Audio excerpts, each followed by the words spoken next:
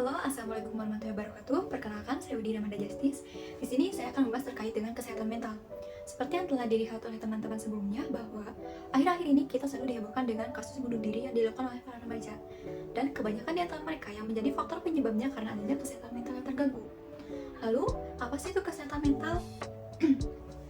Menurut Putri Wibawa, dalam Jurnal Kesehatan Mental Masyarakat menyatakan bahwa kesehatan mental merupakan sebuah kondisi di mana individu terbebas dari segala bentuk gangguan gejala mental.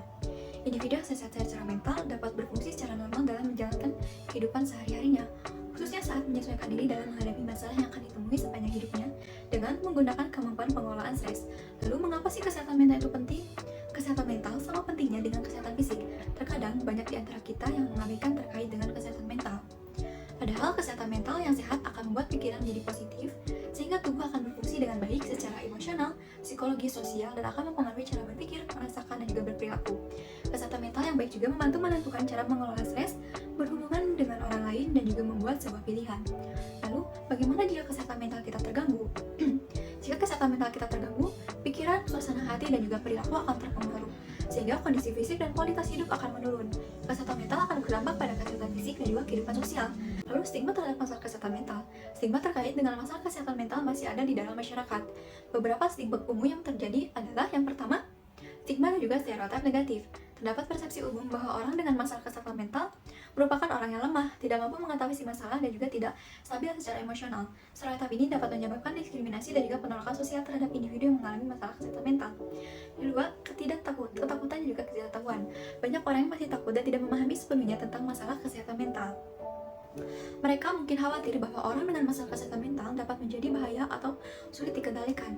Lalu, yang keempat ada mengatasi stigma dalam masalah kesehatan mental. Mengatasi stigma dengan masalah kesehatan mental adalah proses yang penting untuk menciptakan lingkungan yang inklusif dan juga mendukung. Nah, berikut adalah beberapa langkah yang dapat diambil untuk mengatasi stigma dalam masalah kesehatan mental. Yang pertama, dengan edukasi dan juga kesadaran.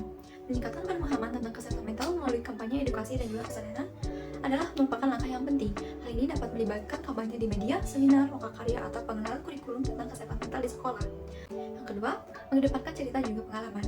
Membagikan cerita dan pengalaman nyata tentang individu yang mengalami masalah kesehatan mental mampu membantu mengurangi stigma. Mendengarkan cerita-cerita ini membantu orang lain memahami bahwa masalah kesehatan mental tidak membedakan dan juga bisa dialami oleh siapa saja. Mungkin cukup sekian yang dapat saya sampaikan. Semoga hal ini dapat bermanfaat bagi teman-teman semua, sehingga kita lebih aware dan juga lebih care terhadap lingkungan atau orang-orang di sekitar kita yang membutuhkan.